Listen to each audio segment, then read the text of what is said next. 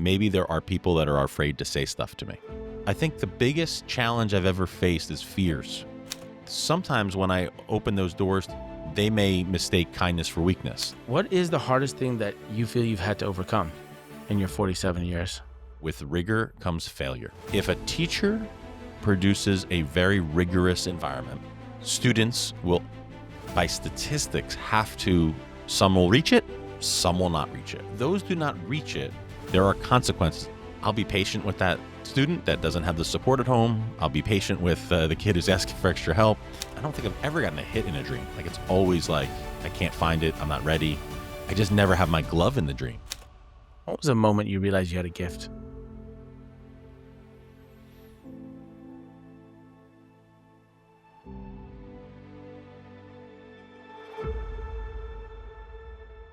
He is a veteran educator, podcast host, founder of Damn Good Conversations, who helps people move past small talk and have impactful, meaningful conversations. Joe Ferraro. Hi, I'm Topaz Adidas. I'm the founder of the Emmy Award-winning series, The And. The And has been an incredible journey for the last 12 years. We've brought in over 1,250 pairs to have incredible conversations, and I've learned a lot. Through this work, I've had the privilege of witnessing the bold, the beautiful, and the heart-wrenching, the conversations that reveal us. I've watched, I've listened, I've learned, and now I'm ready to share. David S. Viscott has a great quote that always inspires me. The purpose of life is to find your gift. The work of life is to develop your gift. And the meaning of life is to give it away. And what I've seen from my 48 years on this planet, through incredible experiences, is that life shapes us. Things happen to us, and we interpret those things, and that shapes us into offerings we can offer others. So the expedition that I'm embarking upon, that I'm inviting you to join, is a journey of conversations. I'm going to speak to people that I find incredible. I'm going to be asking them questions that reveal their life's journey. What are the hidden gifts and challenges and offerings that they have? And on this journey, we will uncover the message the universe has written into your life, for yourself and for others. Are you listening to what your life is telling you? I don't know where we'll go. I'm just going to be very transparent about it. And that's why I welcome you to this journey that we're calling Getting Under the Skin, or GUTS for short. Thank you, and let's see where we go.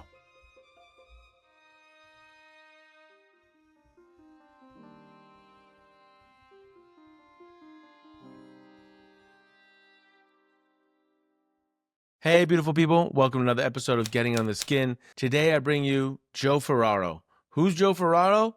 He's a new friend. He's an incredible gentleman. I had such a great time talking to him. Joe Ferraro is an educator, communication coach, and the creator of the popular podcast 1% Better.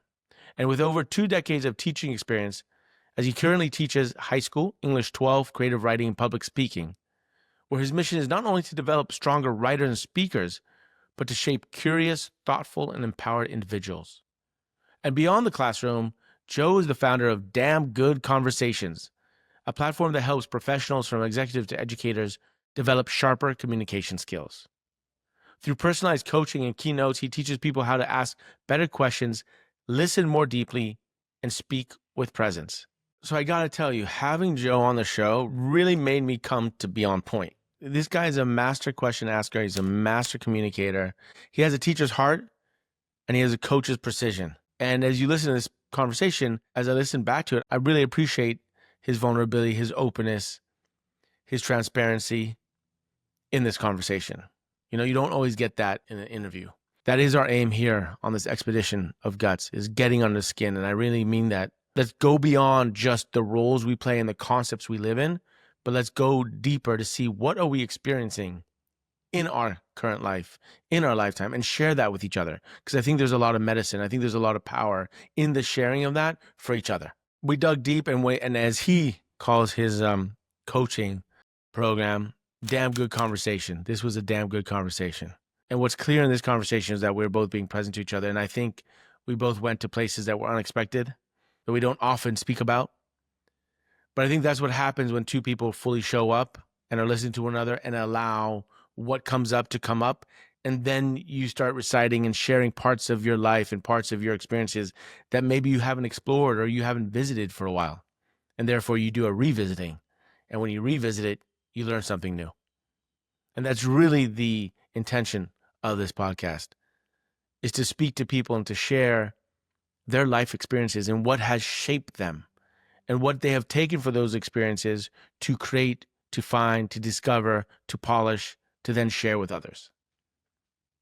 And so without further ado, I bring you this damn good conversation with Joe Ferraro. I categorically think I look better with a beard, Yeah. but mom and dad still have sway.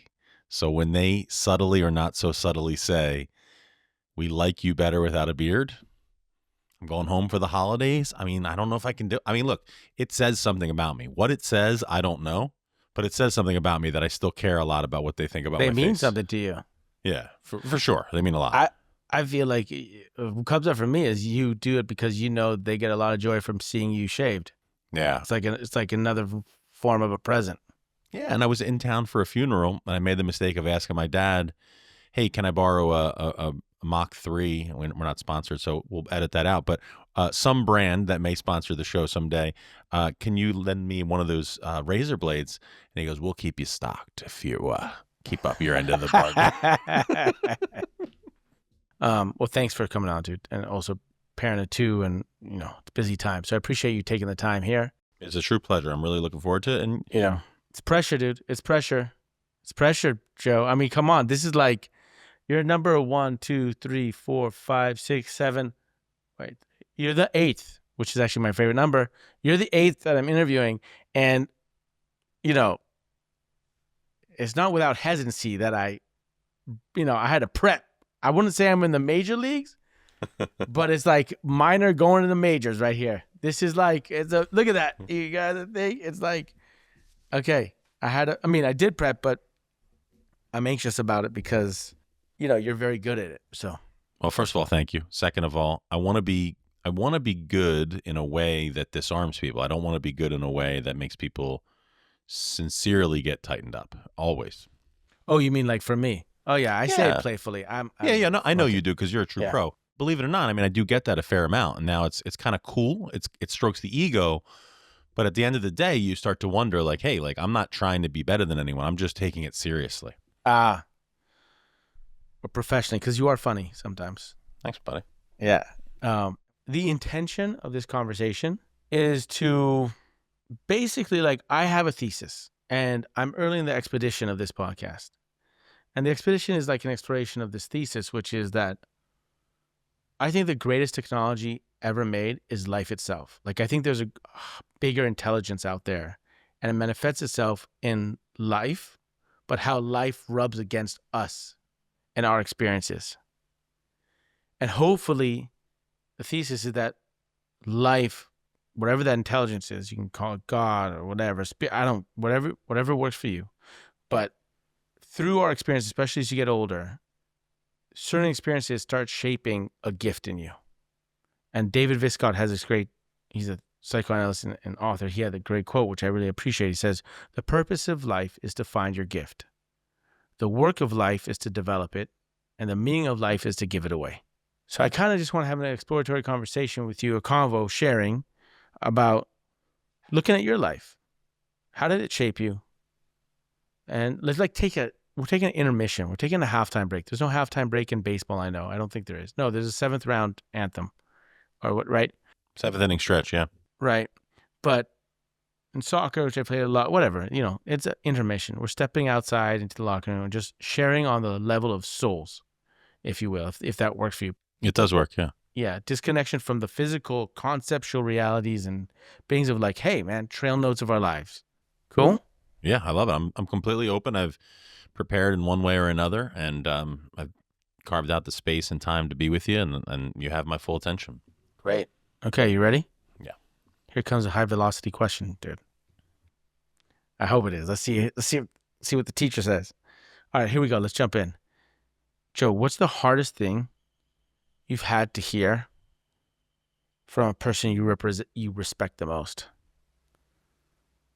What's the hardest thing you've had to hear from someone you respect the most? Yeah, you weren't playing around. It's an interesting question for a number of reasons, but nothing's immediately coming to mind, which makes me think of a broader question, which is the idea that maybe there are people that are afraid to say stuff to me. Maybe at my, I don't know, I want to say my worst, but maybe at my dip moments, people want to know that they can be honest with me, and that maybe, I have been accused in the past of being sensitive. I plead guilty to that as an adult, owning it in the sense of sensitivity and all that it brings, the positive and the consequences. So immediately you've got me thinking about, well, has anyone ever said to me, he's too sensitive to criticism? And maybe if that is the thing I'm manifesting at times, I wouldn't necessarily take it well, which means that they wouldn't necessarily say more to me. I always find that, like, when you give feedback to someone, how they react to it tells you all you need to know about how much feedback you're going to get. So rather than make up a quote that I can't think of right now, that would be the broader truth that I would share with you in these opening moments, is like, I need to think about what it is people can say to me. But you never had One more thing I'll say is, I did have this thought today, and it's funny how this happens. I was walking down the hallway where I'm an educator, and I thought to myself, I wonder if I have the courage to ask students to roast me in my profession. Just like, hey, let's pretend I had to start over in 2025. How would I be a better teacher? And then I started in my brain thinking what that would look like. Would it be all 100 students? Would I pick a select group of 12 students to meet with as like a council? In that there would be some bias. So I think about things like this all the time, but maybe your question is an invitation, or a quest, if you take the root word there, for me to be more overtly open to hearing things like that. You haven't had a mentor? Your wife, a mentor, someone who's said something that you had to take? I've definitely had mentors, but you're bringing up another interesting thing where, like, when I was younger, I was a head coach at 21 years old, and I never worked underneath someone older than me that way. And I was the oldest child of 3 kids. So now I'm thinking, sport? Baseball? You're a baseball coach? Baseball coach for many years. I was mentioning it to students today. College baseball coach in America, 21 years old to 26 years old. Players were older than me. And I don't think I was mature enough to be openly mentored by them, right? I mean, one of the players was twice my age. But why would you be mentored by a player when you're the coach? For the same reason that I learned a lot from my students and I learned a lot from my guests, than even though I'm supposed to be the teacher or the mentor. I just think that being in an open space mentally and physically, I think you learn a lot from young people. So I think, a player, a pupil, teaches us a lot. I actually had a conversation recently with a podcast host, and he goes, let's not lie. I mean, our students aren't learning. We're not learning as much from our students as we are teaching them. That was his take. Yeah. But his point was we are learning. We are learning a lot from them. So, yeah. Well, you learn a lot when you teach, for sure. But I don't see the students as mentors per se. I see a mentor as someone who, I guess it's a different relationship. Isn't it a different relationship? I mean, do you see your students as mentors to you? I know they teach you and you learn from them, for sure. But mentors feels to me like a different word. And I know you play the mentor in other people's lives. Yeah. So I feel like you're being very kind and saying that students are mentors. But is that true for you? Or I think the closest analog I could tell you is someone that I've called a mentor and a reverse mentor. I even toyed with that language of a 27-year-old teacher. So I'm 47 at the time of recording. So would you draw a distinction between a 27-year-old teacher who could mentor me and an 18-year-old young adult? No, I wouldn't put age on it. I would just put like position. Like if they're a student, then there's a certain relationship there and you're the teacher and there's like a role to play. And I know that role is not everything, but like, I mean, I remember being in Colorado and there was a cowboy who was, 10 years younger than I, maybe 12 years. And he was a great cowboy. And even though he was younger than me and I had traveled the world and all this experience, he was my mentor, We never said it, but it was like, he like watched out for me. He like taught me a lot. And in this world of riding and pushing cattle up at 10,000 feet, he was my mentor. And it wasn't any way other than that. I don't know. It just felt like, so age is not a thing for me, but just the relationship. I just know as a teacher, let me ask you another question, a version of that then. What is the hardest thing that you feel you've had to overcome in your 47 years? To me, It might be intertwined with the first question. I find myself at a place where I'm always calling myself a lifelong learner, and I find myself toying with the roles and boundaries with how much I assert my boundaries and how much I'm flexible within them when it comes to professional kind of discourse. Like, my classroom is a place of learning. It's a place of exploration. But sometimes when I open those doors to students to explore their ideas, they may mistake kindness for weakness. They may think of, oh, well, we don't have to, like, I guess if I could pinpoint it, Topaz, I would say my son and my daughter are getting an education. They're 11 and 14 at the time of this, at a different school district. And to me, especially my son, 14 years old, the rigor that he is receiving academically exceeds the rigor that I am putting out for my students who are much older. Is that because the school that he's at and the No, environment? I think, well, he's definitely has some good, some higher level classes. I think it comes from this idea of, with rigor comes failure. If a teacher produces a very rigorous environment, students will, by statistics, some will reach it, some will not reach it. And if those do not reach it, there are consequences of some kind, whether it's academics, whether it's getting a phone call, whether it's a principal saying, I don't like what you're doing, whether it's that. So I would think, to land the plane in some way, I think I still have fears. I think the biggest challenge I've ever faced is fears. You're saying that because you feel like part of you might not be rigorous enough for your students because you're scared that some of them will fail, and then you have to address that or handle that. Yeah. Yes. Whoa. Okay. How is that connected to the Joe who at 21 becomes a coach of even people who are older than him? What are the qualities that kid had? Because that's a kid who's coaching other kids who happen to be older than him, to be put in that position and to have other adults who are like in their 40s or who knows what, paying you and putting you in that position of responsibility. What do they see in you? And what happened to you prior to that to put you in a position that you were able to carry that mantle? There's a couple parts to that. And I think the one that I would start with is there's some combination of confidence, courage, and bravado that existed in me, does to some degree now, but without the life experience, without the expertise on that scale, I felt like I had to prove something on a daily basis. I know the game. I'm smart at baseball. I can help us win. I've played for winning teams. I did all this. A lot of me focus, because I felt that was the way, right? I came from this great program. The way I pay it forward is to you. You guys don't know what a good program is, but I'm going to show you, and let's do it. And entwined in that is an act of selfishness and generosity, as I see it. It's like, I'm going to give you this experience, but we're doing it this way. This is what I know works. I don't have a menu. I don't have a toolbox. I have one way that works.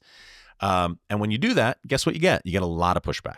You get an athletic director who has big aspirations, and he's saying, well, do you realize you're not doing these 10 things? No, I don't realize I'm not doing those 10 things. I don't know what a head coach does.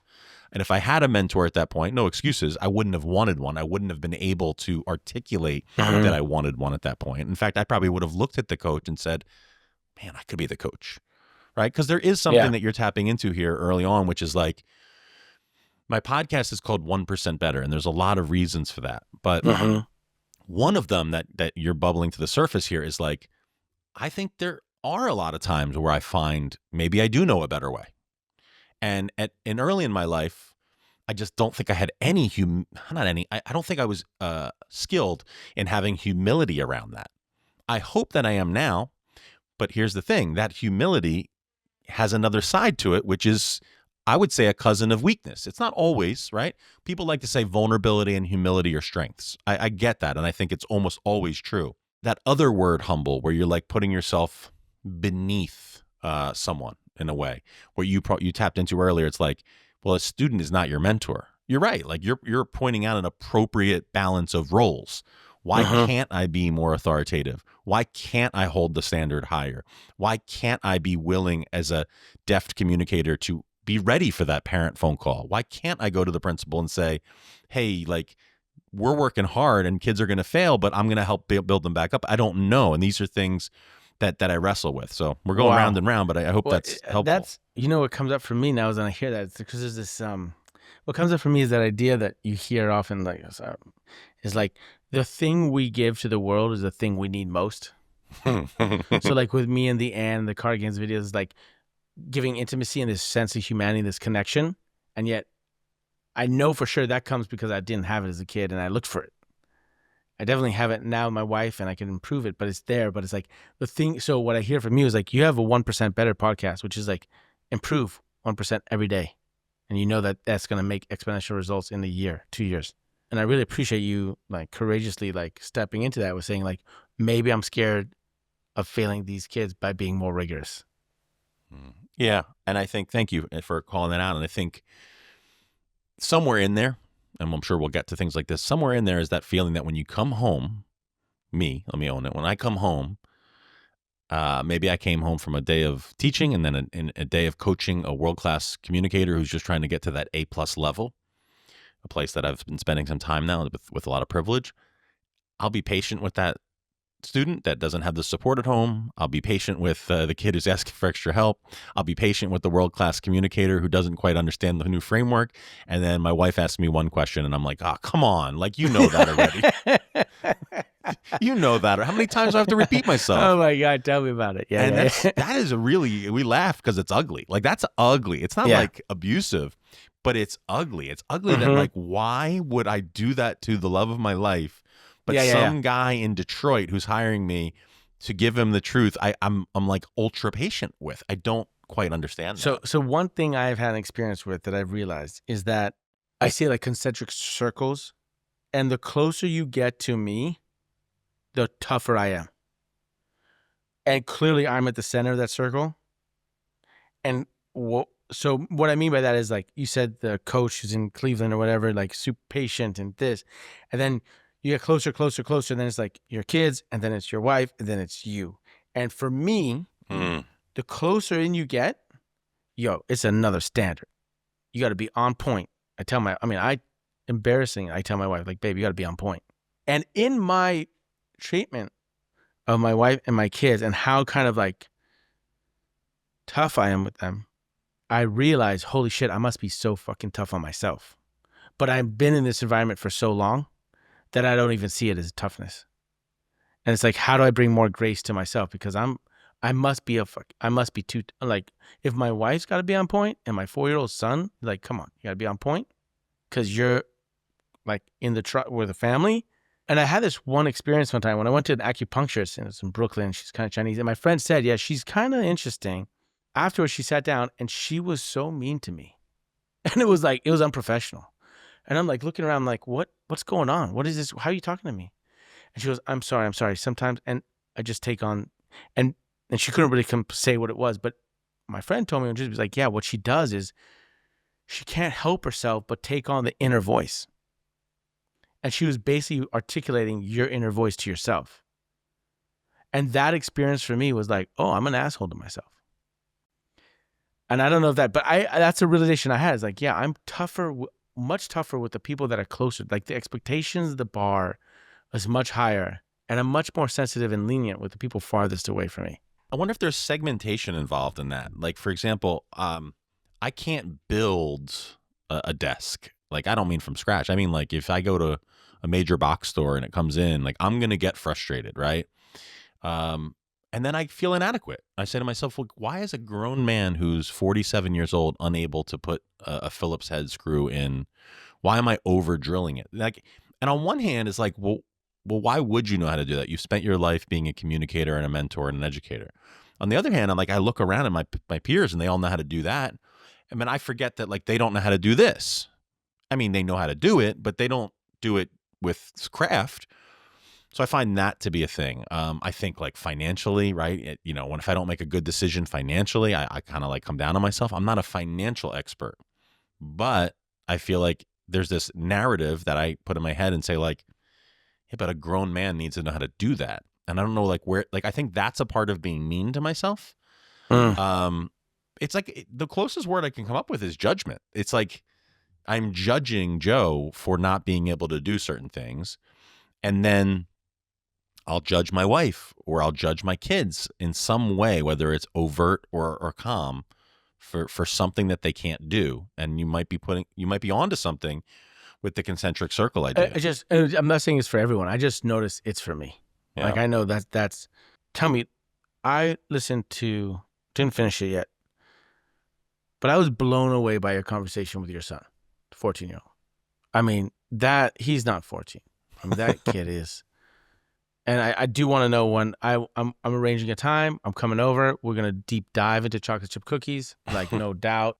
I would love that. And I'm sure he would too. I am a chocolate chip cookie connoisseur, but I actually think that he blew me out of the water. I don't even make them. I just critique them.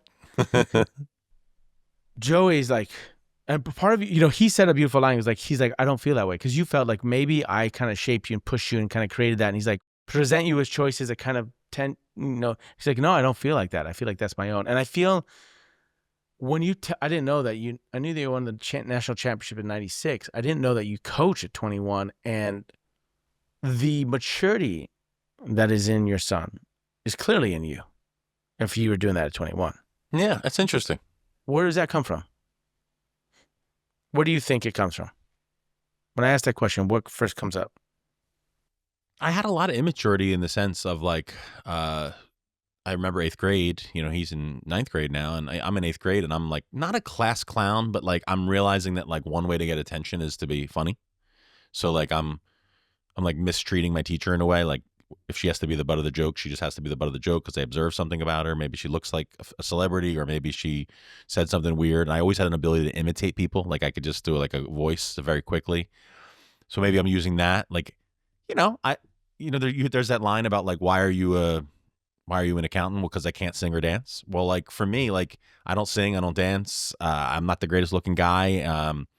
I just kind of found that maybe wit or curiosity would get me through, and it served me well, which doesn't answer your question about maturity. So I go from 8th grade to an all boys private high school. The reason I went there is because it was baseball, right? It was a tremendously rigorous high school, more rigorous than college, at least for me. I go there because it was known to be the best baseball program in the area, and because my next door neighbor went there. What state are we in? Pennsylvania. Yep. So just outside of Philadelphia, somewhere between Trenton, New Jersey, and Philadelphia, and this beautiful school that, I only look back on now. In fact, I just told someone recently, I go, if you go to a prep school, you might realize, actually my niece, now that it comes to mind, I said, college is going to be easier for you than your friends. And she's like, how's that possible? I'm like, because you're working your ass off right now in a prep environment, and you don't see it because you're in it. Yeah. Probably my students don't know necessarily, maybe they do, that it's not as rigorous as it could be. Maybe they do, maybe they don't. Something like would be worth asking them. But the maturity, then, I guess the quickest delivery system is that 4 years of high school. Like, you're going to 9th grade, you're clowning around, you're doing the same habits as 8th grade. You have a girlfriend now, you're excited, and your mom goes, how are your grades? And I'm like, good, fine. Grades come out, they're horrible. For the progress report, she goes, okay, so we're going to pull you out of high school. I go, what? We're paying all this money. You're failing. Like, what? This is ridiculous. I go, I'm not really working that hard. Oh, you're not working that hard. Why not? Well, I'm on the phone with my girlfriend. Oh, you're on the phone with your girlfriend. There goes the phone. So when you get the grades up, you now get the phone back. And shocker to no one, the grades go up. The time on the phone goes down. You can analog that quickly to iPads now and whatever you want to call them. And I think that's it, right? So then freshman year, we're on the freshman baseball team, and then What position are you playing? at that point, I'm playing shortstop, third base, a little second base, all infield. I have a good arm. I'm in a good position at that point, and I have a growth spurt over the summer going into 10th grade, and the varsity coach sees me the first day of school and goes, I didn't realize, like, as I remember How it, much like, did you grow? You grew. I what? mean, 4 to 6 inches, right? And all of a sudden, I'm like tall and lanky, and all of a sudden, he's like, I think, like in the movie version, he's like looking at me, and he's like, we have an opening at second base. That's what it was. So I was playing the left side of the infield for American fans and baseball fans, And excuse me, the right side. Yeah, the left side. So then he goes, oh, this guy could play second base. So they moved me to second base, and I play varsity for 3 years. So I think there's maturity there, right? You're playing with older kids. The kids, some of your friends are in the 10th grade, and you're moving up here. And then you're getting interested in, conversations, whether they're media related or whether they're sports related. And, and I don't want to paint a false picture. Like, I was not the kid that learned through discipline. Like, you're going to work 9 to 5 after school and earn it. I don't know if my parents are wealthy or poor, but I know they send us to private school, and we didn't really talk about money a lot. And it wasn't like you have to come home and earn your keep. It was like your job is to be a student and to be a student athlete.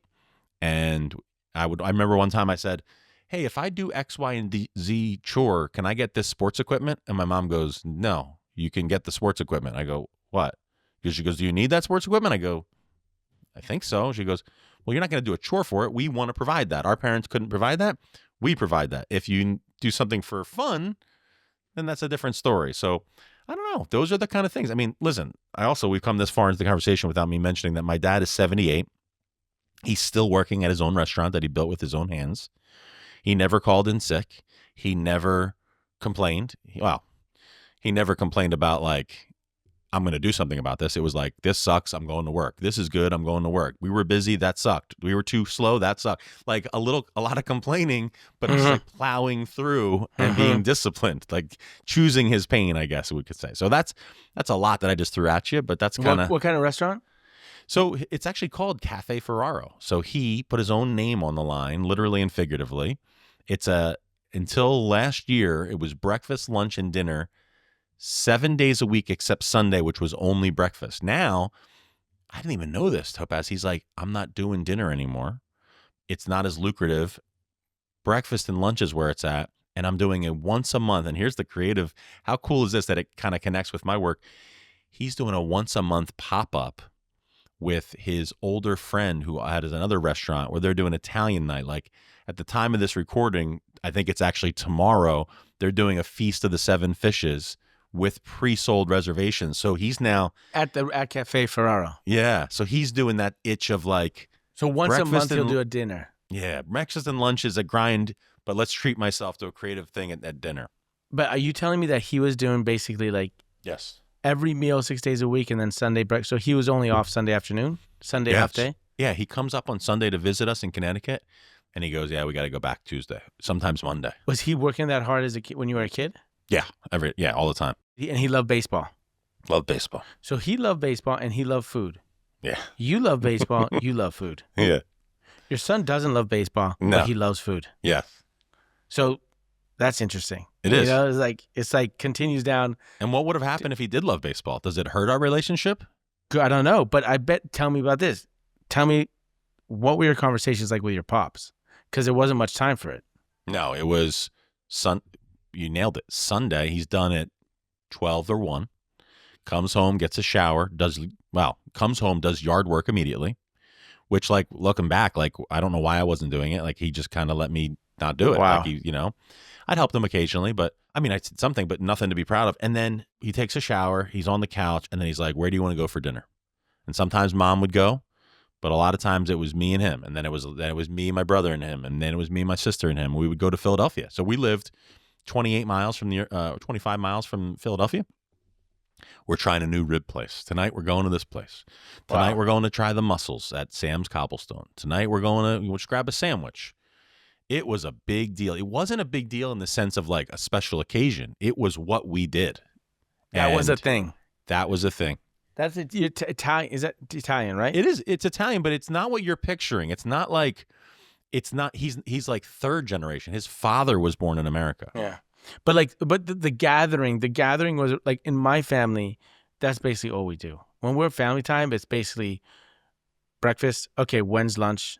And basically, it's like we're waiting for the next group of activity as at lunch. Okay, great. Now what's the next group activity? It's at dinner. What's weird is that's what we kind of do right here. Mm-hmm. My dad, very small family, very. Almost like looks pissed off when a lot of people are together if it's not the right combination of people. My mom, one of 9, 7 brothers, a sister, World War II father, stay-at-home mom. There were 35, 45, 50 people in a house that could fit inside of my house. Wow. My dad would go over, get pissed off, and leave. My mom would just be embroiled in it, outside smoking a cigarette, drinking a glass of whiskey. Like my dad's like, I got to get the hell out of here. It's too noisy. My mom's like, I like this. Now, another generation, our family of 4, we're hosting Christmas Eve. We're hosting Thanksgiving. Like, we're thinking like, wait, your family now. Yeah. Now. 2 quick questions. A, just as a reference point, how much younger is your middle brother than you? How many years younger is he than you? So I'm 77. He's born in 81. So he's 4 years younger than me. Okay, so you're old enough to realize it's no longer solo time. There's another kid around. Yeah. And then the youngest brother is how many years younger? And my youngest sister comes along, and she's born in 82. So 1 year later, like boom, Oh, boom. I see. So you just got like jumped. It was like from 1 to like they're on both sides, and I got okay. I didn't even think about it like that until you said it. Well, because what you said was interesting. It was like at first it was me and him. Sometimes my mom would go, then it would be me and him sometimes, and then so clearly in your psyche it seems like you remember a time when it was just you and your pops. Just take me there, like, hey, there's new barbecue ribs in Philadelphia. Like, let's go check it out. What was the drive like? What was the meal? My dad doesn't speak much. Yeah. So, like, he started saying like "I love you" to me, maybe like consistently, like 3 years ago, 4 years. I'm making that number up, but it's recent, right? Yeah. He says it to my son, who you talked about on the podcast, is like one of the more like effusive kids you'll meet in terms of he'll tell you he loves you. He'll tell you how he feels all the time. Yeah. So that's changed my father as well. Like, now he's telling the grandkids he loves them. He love you so much. You know, you're so beautiful, the whole thing. He's not saying that to me. And I don't think, maybe it's in my psyche, I don't think I was like, I want you to say I love me, but I like the movies. But our language was food and baseball. So if we have those 2 things, he doesn't have to say the 3 words. Yeah. But tell me more about like the language. When you say the language is that like, you bite into the chicken, you go, ooh, it's a little tangy. Could use a little more chili. Could use a little. That was it. It was him saying, here's like a quick, great analog. He'd give be me like, give me your impression. I mean, come on, you got years of impression with him. He would be like, okay, so I'll mash a couple of stories together. Like, he'll be like, we'll make up a name like Brian next door. He's like, yeah, I went to Brian's. They had like Swanson's TV dinners. Like, they were really, really good. He's like, I'm like, what does that mean? He's like, ugh. And I'm like, no good? Like, it was Salisbury steak. Like, I thought it was pretty good. He's like, you know what we'll do? We'll go down to Rossi's Tavern. I'll show you steak. Okay. So we go, and inevitably, his taste is incredible. So he goes, what are you in the mood for? You got 3 choices. They have other stuff, but it's a pork chop, if you're feeling that way. It's a burger. It's about this thick. Or it's their porterhouse steak, the best value you'll ever see. And I'm like, you hungry? All right, I'll have a steak. So you eat the steak, and then it's like, next time we come back for the burger, right? Like, and like, this is good food. Not like from braggadocious, but just like, I know this is good food. Why would we have Swanson's TV dinner when I can provide this for you? And then it just evolves. And you see something in Best of Philly magazine, and it's like, this water ice? You like water ice? John's. Like, we're going to John's, and now we're going to John's on the way. And he had this route, no GPS. You passed John's on the way out, and you kind of looked at you. He's like, is it going to be John's today? Like, is this, we had enough room for John's? You know, I mean, listen, you talk about Philly cheesesteaks. We did a Philly cheesesteak all the time, Pat Steaks, original, right? So it would be, you have 1, you're definitely having 2. And I'll never forget. In one sitting. Yeah. So you're having 2 in one sitting, right? That was the normal. That was normal all the way up through, right? Like, it was almost like huge. Isn't that gigantic? I mean, listen, for now, maybe they're huge, but in my mind, I was a growing boy. I'm having 2, right? So now there would be the rare day that you go 3. You're like, he looks at you and he's like, I'm not going to say no, but you're going to have to ask me, like, you want a third? You have to like say, like, I want a third. And all right, I go up and pay. And one day out of my whole life, this happened one time in my whole life, I had 1, definitely the 2. I had the 3rd. For some reason, I had room. My sister left half of hers aside. I got 3.5 down. And I said to myself, so then I would go to school. And I don't know, maybe I'm mixing 10 years away, but I would go to school and I'd be like, how many could you eat, guys? And we talk about it. How many could you eat? And I still get ribbed today. If I texted my buddies right now, I said I could eat 10 if I had to. They freaking lost it. 10. You couldn't eat 10 rolls. Think about it. Just 10 rolls. I'm like, it's a great point. Like, logically, it's a great point. I'm saying, like, at gunpoint, could I eat 10? I don't know. I thought at one point I could. So that's the type of thing. And then it's on the way home you're talking about it. I thought that waitress was really nice, or, listen, at one point, and we're not big drinkers growing up, but my dad would have a VO Manhattan on the rocks, one, maybe two. And if the meal was special, he would order something I never heard of. He goes, I'm going to have a B&B straight up. I don't know. To this day, I don't know what it is. Some type of digestif. So we would then, my brother, he's getting the B&B. He's getting the B&B. Like, that's how you know it's good. I should, in fact, I got it. I'm writing it down. I'm getting my dad a bottle of B&B for Christmas. Let me ask you this. When he comes over, because you say now that it's at your house, like Christmas, you serve up. And he bites into the food. Are you and your wife looking at each other, maybe your brother and sister, like, is it good enough that he's going to order B&B? Like, should you set it up so that he doesn't order B&B at home? They don't have a lot of feedback, to the point where, like, I'll ask myself, like, maybe we're not good cooks. Like, I love my wife's cooking. I think I cook some dishes really well. But, like, my mom becomes now shifting into that role of, she's the effusive one. Oh, this is delicious, or this has too much salt, or, like, we ordered subs recently, and I took a shot in the dark. I got hers with no oregano. And my God, was she thankful. She's like, who the hell wants oregano? I'm like, I don't know. Everybody that orders the sandwich except you? But listen, we joke about it, and I think it gets back to we're having fun, but, like, I think it gets back to a bigger point. Like, my wife and I, we sometimes will use the phrase, like, we have to kiss the ring with my mom. She's not Italian. She's Polish. But, like, if you don't pay tribute on some level, like, you're gonna hear something. Like, you're gonna hear, like, if the house is too cold, say something. Yeah, if the house is too cold, you're going to know about it. And too cold means you have that heat jacked up. But it's not like it's a weird thing, Topaz. It's not like, when I come over, I want you to have the heat jacked up. It's, like, subtle until it's not. It's well, and what is it when it's not? Like, what is it like? How is it so? It's like this. You have a wedding, right? We got married in 2008, and we made decisions about the DJ. Like, we had a do not play list. And when we met with the DJ, we said to him, like, look, I know every wedding goes like this. Yeah. And we don't want to change what you do, DJ. But here's one of the things we really do want. We don't want the whole crowd waiting till after steak to dance. So could you please get them on the dance floor within the first 5 minutes of being, whoa, are you crazy? So anyway, we made a conscious decision that we wanted it to be a party. Yeah. So we had the time of our lives. 2 years later, we're talking about Stephanie's wedding, and not my sister, but another neighbor. She goes, yeah, God, it was so boring. I go, boring? What do you mean? She goes, well, yours was too loud, and this one was too boring. I go, but what was boring about it? Well, so much Frank Sinatra. How much Frank Sinatra can one person listen to? And I go, what about ours? Oh, God, yours.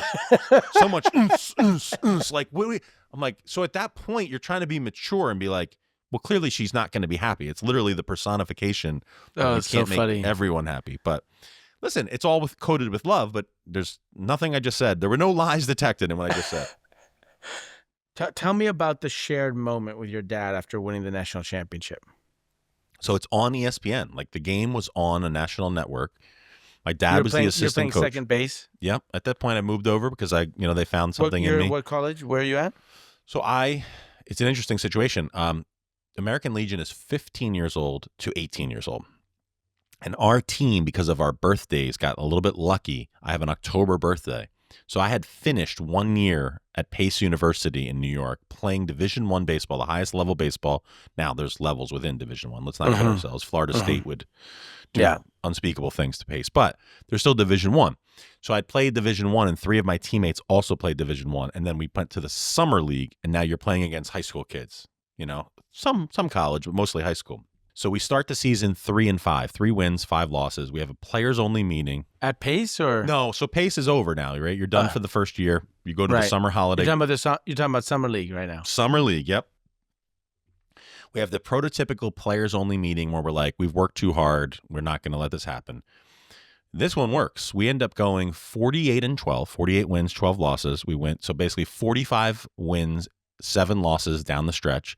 The final game is on ESPN in front of millions of people, 5,000 people in the stands, which is 10 times more than we ever had before. And my dad is caught with the video camera hugging me as they zoom in on the mound. I'm sweating. I'm crying. I'm literally quoting Major League. I don't know how if our audience will listen to Major League, but there's this line where he's like, "We're going to win the whole effing thing. We're going to win the whole effing." So I'm yelling in his ear. No one even knows this. I'm yelling, "We won the whole effing thing. We won the whole effing thing." And like, we literally won the last game. Like, there's only one team that wins the last game, and we did it. And like, we're hugging, and like, you literally see, like, it's a movie in the sense. I mean, it is literally a movie, but it's a movie in the sense of like, we've been through this journey. We've talked about food and baseball our whole lives, and we put all these hours in, and here is the reward. And I don't know, maybe it's a privilege that, like, I mean, I don't take it lightly. I'm feet away from the national championship ring, like in a trophy case. Like, I can knock on it, you know, it's right here. Yeah. And I still think about it. I mean, and it's kind of corny to some people, but it's not to me. You know, what's interesting is that I have dreams, recurring dreams, but they're different versions, and it's always about playing soccer, because that was my sport.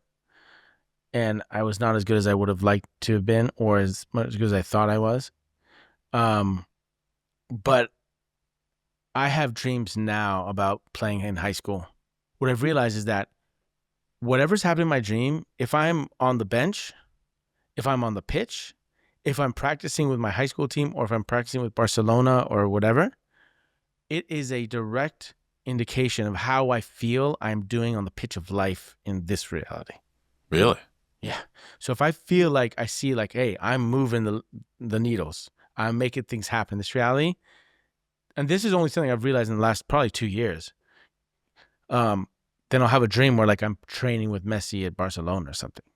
And then if I feel like just things are not going right and I feel like disempowered, then I'm on the bench for my high school soccer team. Do you have dreams like that? Do you have dreams about baseball? Yes. My analog to that would be, and I've never tracked it like you did, the most reoccurring dream I ever have about baseball, I cannot find my glove. I simply, I can't find it, and my coach is flipping out. Like, this is my moment. Like, I'm finally ready. Like, I feel like this is where I'm going to really get some hits. Because I didn't do well in college. Like, in my opinion, like, I did horribly, like, as a player in college. I didn't play, like, nothing like that version I was in that American Legion team for any number of reasons. And like, I just never have my glove in the dream. I'm like, I forget it. I can't find it. I always have my glove. I lost one glove in my life, and I never lost another one, because that's what Dad says, right? And it's like, but in the dreams, I can never. I mean, I don't think I've ever gotten a hit in a dream. Like, it's always like, I can't find it. I'm not ready.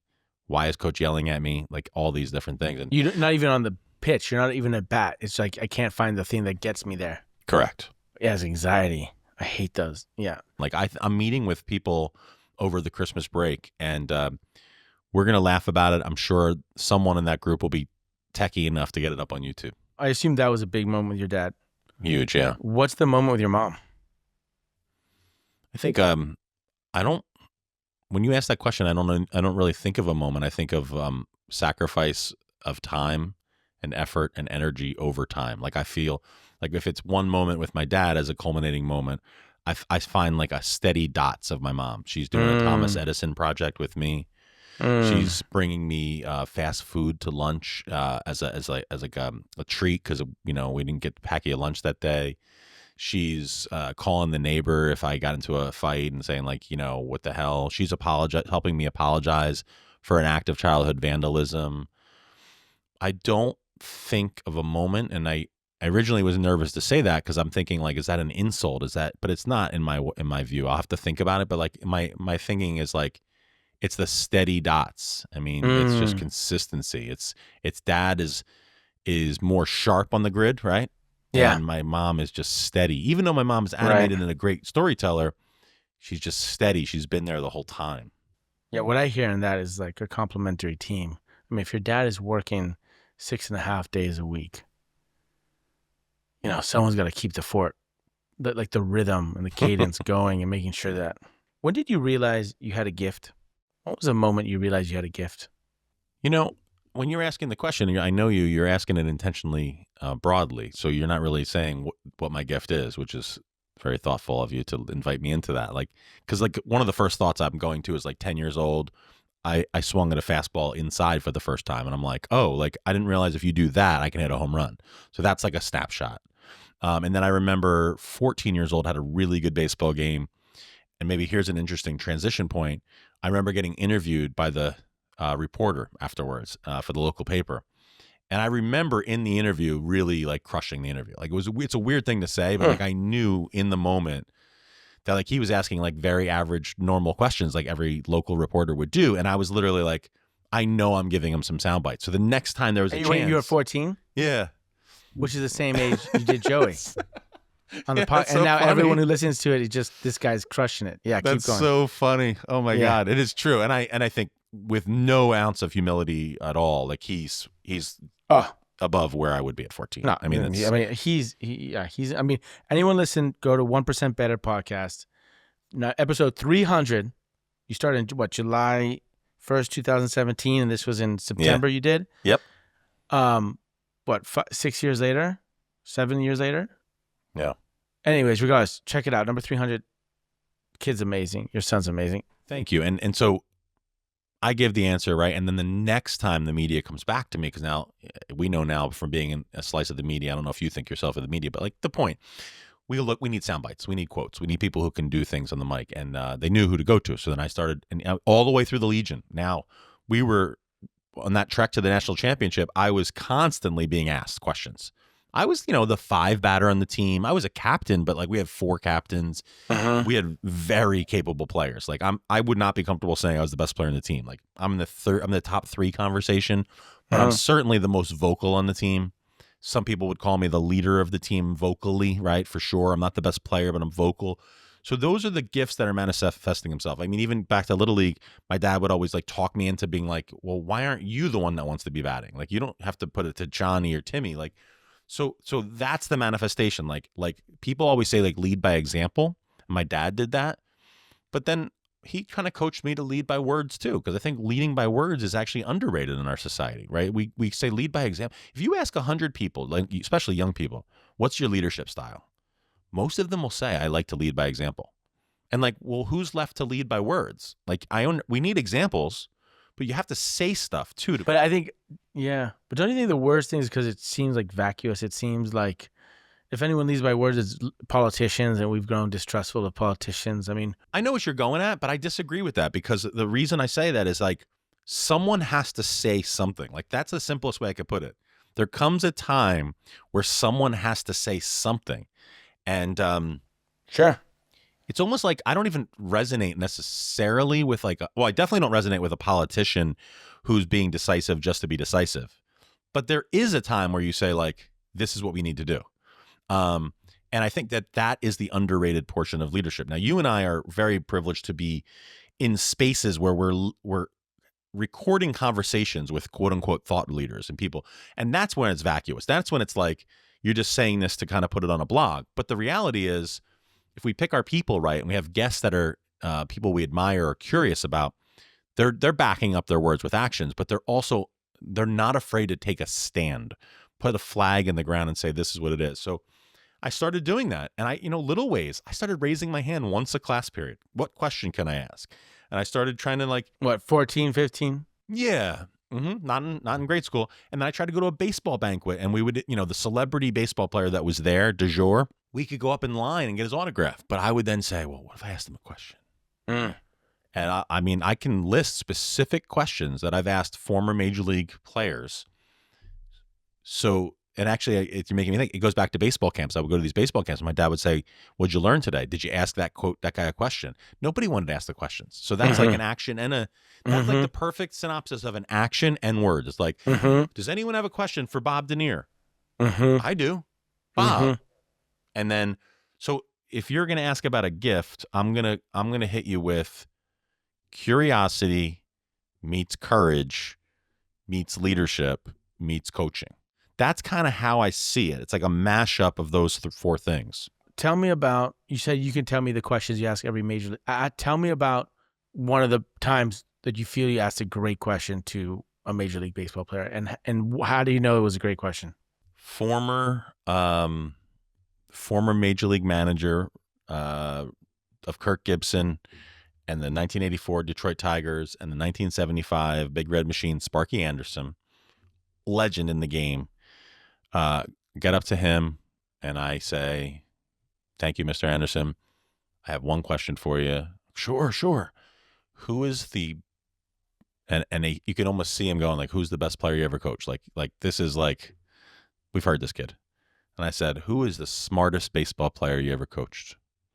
And I mean, listen, now I say it, it's a little self-serving because I thought of myself as a smart baseball player, and I've always been more interested in the smart hustler than the all-time talent. And he goes, "Smartest baseball player? Wow.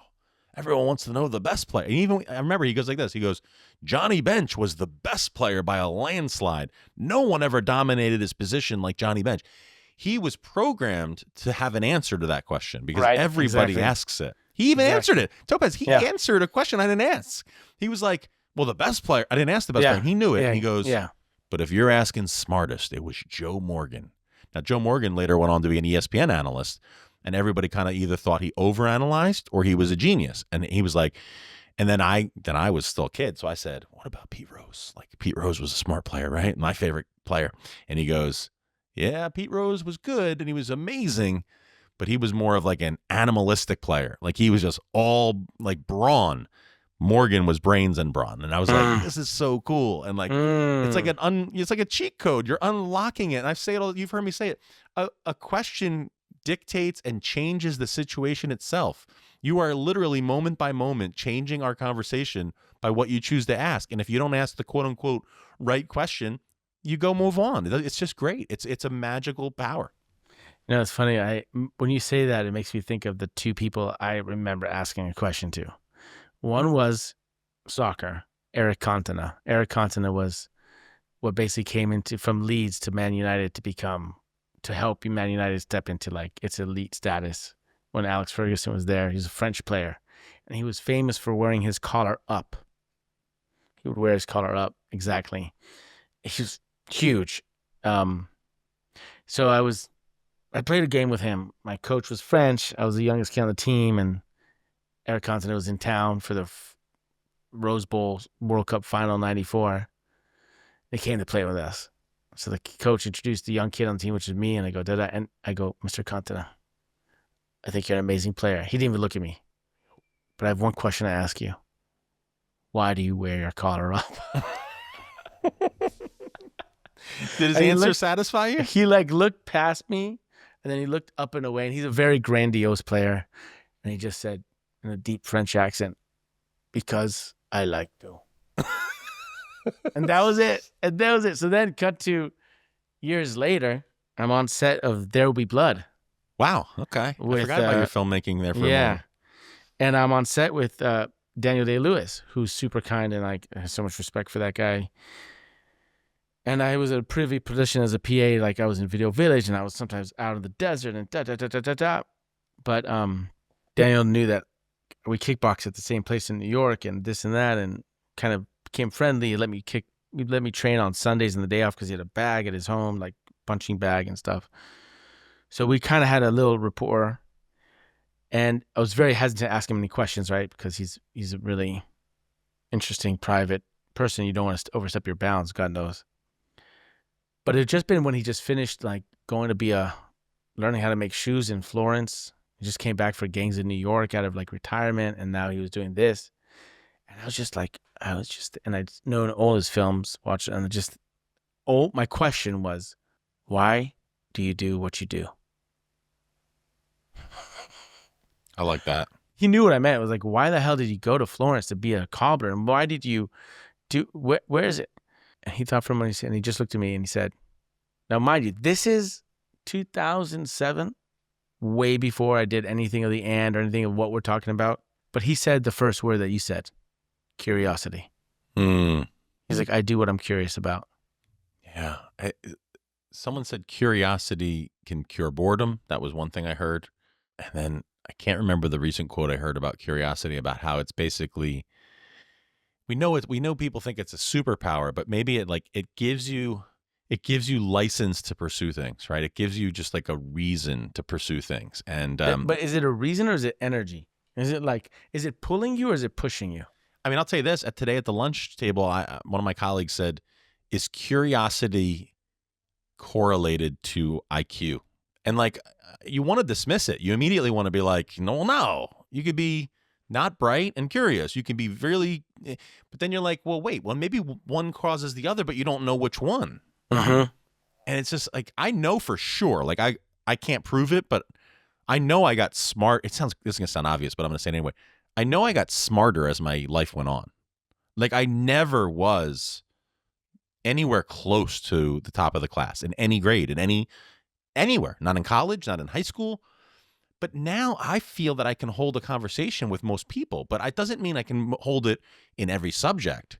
But I feel like it's almost like when I was playing baseball, I felt like I could outwork someone. Mm-hmm. And then I felt like I can almost catch up to other people who are way smarter than me by just reading more or being like more curious or like asking an incrementally better question over time. Maybe that's what's happening. Like an incrementally better question over time equals you learn exponentially more than someone else. That's interesting. That's like a discovery I think I've had, and I don't know if I've ever put it like that, but I would stand behind that. It's it's a 2-minute old idea. Do you think we're all curious? Do you think everyone's curious? Or do you think some people have it or not? I think everyone's curious, but I do not buy that they're acting on it. Like I think they're like literally. My best guess is like they're hearing a whisper and it's just too much work. So here's my break, because this is like in our field where we're, you and I have very similar worlds of questions and conversations and curiosity and how to shape the question, how to make the conversation. So like it comes up a lot about curiosity, and I think it's a big part. But what's come up for me is like the way I'm saying it, articulating is like, I think we're all curious. We're just curious about different things. So I've only come up with last week and 2 weeks ago. So someone asked me on a podcast, and that's what dropped in for me. I was like, I think that's what I'm playing with, that thesis. I don't know if it's true, but the idea is like, look, you might be really interested in people's lives. Someone else might be interested in people's problems. You can ask the same question, but you're looking for something else, like something else is driving, or maybe you would shape the question slightly differently if you're really tapping your curiosity. Other people are really interested in baseball. Other people are really interested in like food or a power dynamics or injustice. And so they're like, are you fine? Like you said, like a lot of it, we're all curious, but not all of us listen to it. So maybe we're all passionate, but we don't find or really engage with our passion. So maybe we're all curious, but not engaging with our curiosity. I totally buy that, with the addition of the line from The Untouchables where Sean Connery says, "Now, what are you prepared to do about it?" Like, what are you going to do about it? Like you're curious about the best cuts of meat, but what are you doing about it? Like, are you just like, and if they say to me, I'm watching every TikTok video about meat, I say, you're doing something about it. But if they say nothing, then I'm not, you're not feeding the doing curiosity. it. You got to feed the curiosity. 100%. By the way, are you bringing a knife to a gunfight? That's what like was my your greatest name before you changed it? Like, I know that's not the best Connery, but I love that. Is that from The Untouchable? My line was like, when they come to you with a knife, you bring a gun. When they bring a gun, you bring a machine gun. It was like something like that in the... Yeah, you know how you get Capone? When he pulls a knife, you pull a gun. Yeah. When he pulls a gun, you send one of his men to the hospital.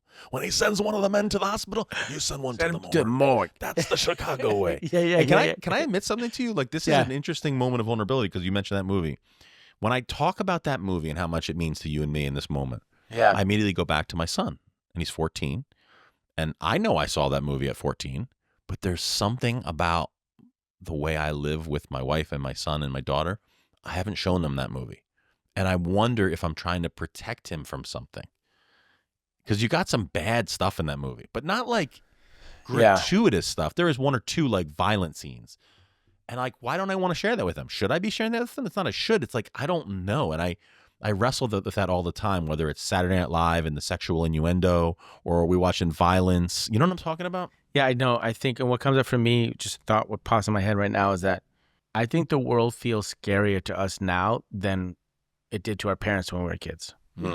So like if you felt the world was safer, then you could like show them this thing that's just a kind of visualization of danger, but that doesn't really exist in our modern world. But yet you can easily see scarier things like that on the news or on Instagram, and they are happening.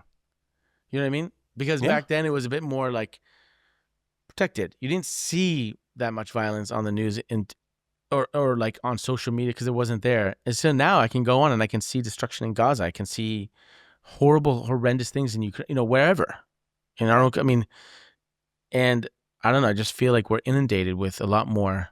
Yeah, so I want to show him. I want to show him Home Alone. I want to show him Rushmore. I want to show him things that are a little more, for lack of a better word, wholesome. Still good though. I want Yeah. to show him good stuff. I don't want to show him But then saccharine stuff. how do you build resilience? I feel like that's an important factor to build resilience. Like we can break that down too, but I feel like I don't know. It doesn't mean you show them gore. That's for sure not. But at the same time, do you have them doing chores? Do you have them earning how is it that you find that?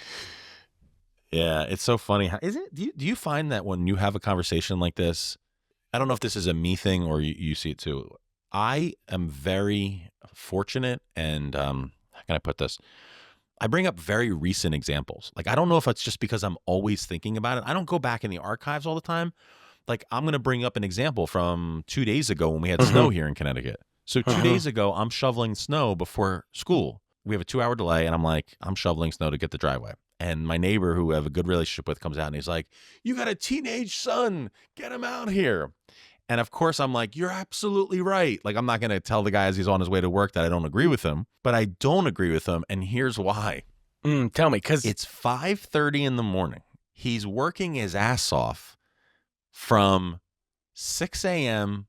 to 9 p.m. when he goes to sleep.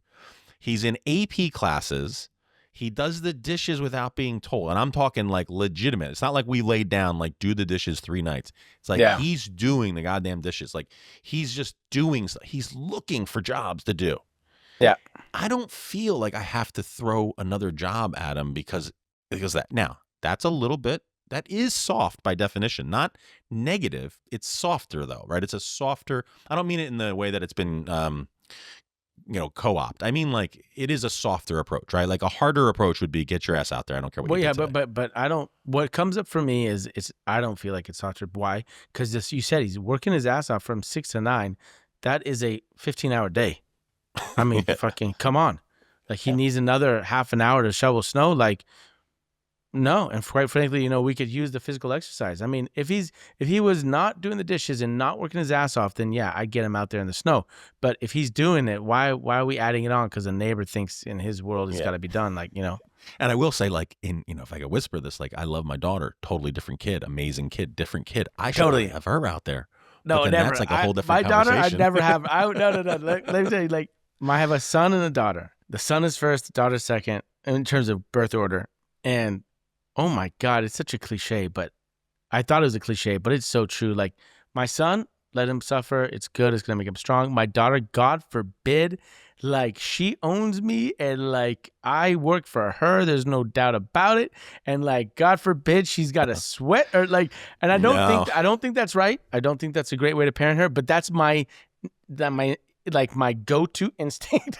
Yeah. Like, I don't have quite that, and I respect you for saying that. I have more of, like, in a weird way, I'm tougher on my daughter because interesting. She's not doing the same things that he's doing. Like, she's not doing what she's told. She's a great kid, and it's hard to even talk about because we spent so much time talking about Joey, but, like, she's a soccer star. She's a beautiful girl. She's into fashion. She's really kind. She'll make the hell out of a charcuterie board, but she's going to walk right by the dishes. Like, she ain't going to, I'm not, should I look for work? No.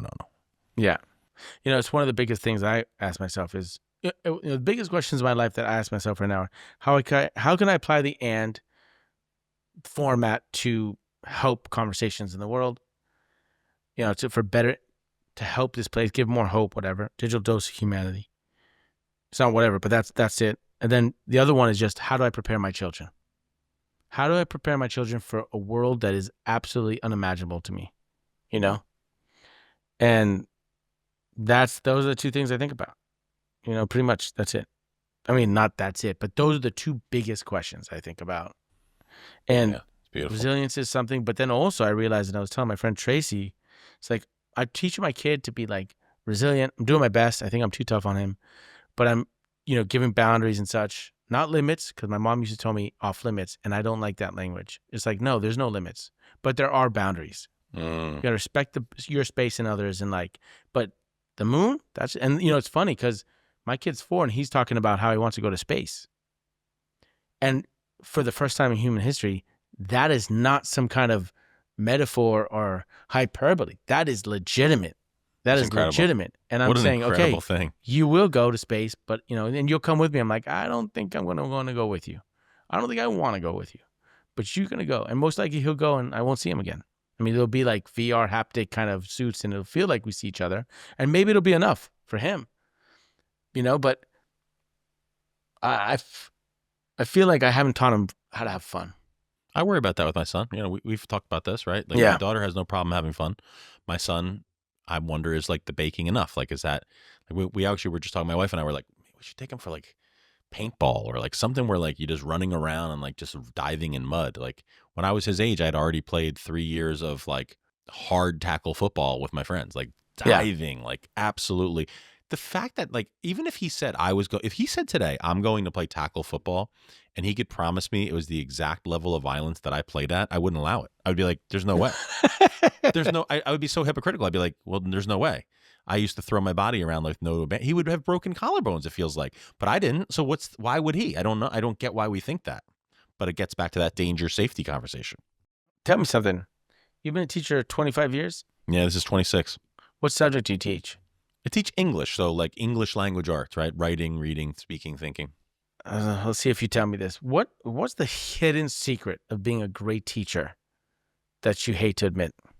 Well, I practice, I conduct my practice like the hidden secret is letting the kids know you really care about them. That's how I do it. And I think it served me really well. How do you do that? How do you do that? And how do you know that they feel that way? It's hard to answer it without being, without sounding like, some form of bragging, but I want to be in that soul level, right? It's like, the other day I had a text with a couple of friends and like they had told me, it's actually funny. They told me that when I went in for my pre-observation annual, the assistant principal is probably going to ask you about your students and their lives outside of school. That was his thing. I said, really? That's interesting. And they're like, so make sure you have a few anecdotes of like what you know about your students, right? It's like, it's sad because you're like gaming the system, but we do it in every walk of life, right? And like, for me, like it didn't even like raise my blood pressure 1 ounce. Like it was literally like, oh yeah, like I'll make up names. I know Jackie plays volleyball and I know Mary plays the violin and I know that this person's doing a project on the Amish people. Like that doesn't even, that's every day. And then they were like, one kid came in and one guy came in and he goes, yeah, Joe is really not, that's not really a weakness of Joe's. Like that's not a weakness of Joe's. Now, yeah. I can tell you my weaknesses, but if you're asking about my strengths, it is, I want the kid in front of me to know that I care about his well-being and life outside of room 207. I don't want any lesson to not be justifiable that it doesn't transfer outside of that room. So I'm always ahead of the why. I'm always, here's why we're doing it. It doesn't mean it's right, guys. I'll say that to them. It doesn't mean it's right, but the reason we're doing this lesson is because I think. Now, what you can... Give me an example. Give me an example. Well, today, for example, and it's funny, I don't know if this sounds weird to people, like that I'm always pulling examples from today, but I try to have my life in alignment, right? It's taken a long time to get here, but like one of my 9th grade students asked a kid after their presentation today, I forget the actual end of the question, but it was essentially, I think it was about that she had researched a coffee chain, and the kid said, do you prefer blah over blah? One of the coffee chains over the others. And the kid goes, yes. Next question. And she just went to the next question. And I said, wait, I just want to jump in for a second. I said, that was a beautiful courage asking that question. But one of the things I've learned is if you start a question with do, did, or is, you're most likely going to get a one-word answer. And he kind of looked at me funny and but to his credit, about 5 minutes later, the next presenter, he asked a what question. Then he followed up with a how question. Like literally, it was like, how did you make that adjustment that fast? And he sees the girl speaking more. So now I'm saying there's going to be, I literally in real time, I'm saying there's going to be a time in your life where you're with someone you don't know how much they talk. And if you want to get them talking, if you want to shut them up, ask a do question. If you want to get them talking, ask a what question and keep playing with that. And if you notice, and Becky, if you notice Becky's not talkative, your questions have to be a different style. And that works outside of this room. So that would be something very literal that I would say to them. And I just feel like, obviously, it's really on the nose for what we're talking about here. But at the end of the day, like, I actually turned to the class at that point and I go, guys, have we talked about this? Not in an accusatory way. Like, hey, have I like given you enough tools on how to ask questions? And they were like, no, like, I have no idea how to do it. That to me is like from doing all these podcasts and talking about, which is a totally different experience than writing the book. You see what's sticky, what's not, where the gaps are, right? Because when you write the book, you're just like dropping down distillation of what you've learned. Then in the podcast, you see what the marketplace is responding to. And I see like all the power's in the question, and we don't teach people how to ask quality questions. And I don't know if it's by design. I'm not doing conspiratorial, but maybe that's by design because frankly, all the power's in the question. So if you're not creating your own questions to ask, you're then taking someone else's question.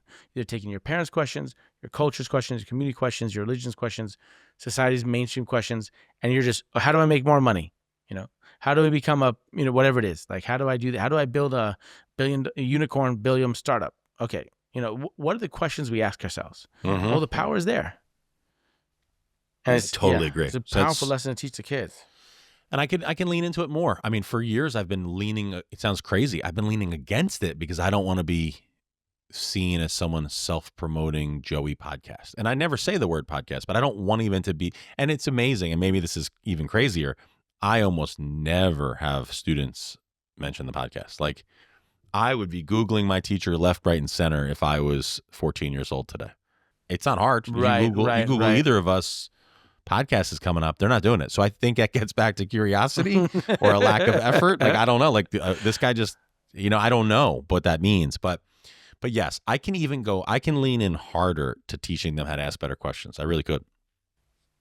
Well, you used the card games. You told me you broke those out and some interesting things happened. Yes, sir. The one that was really the most interesting was when you do the journaling questions. Like, you can kind of play with those a couple different ways. The self questions. Yeah, the self.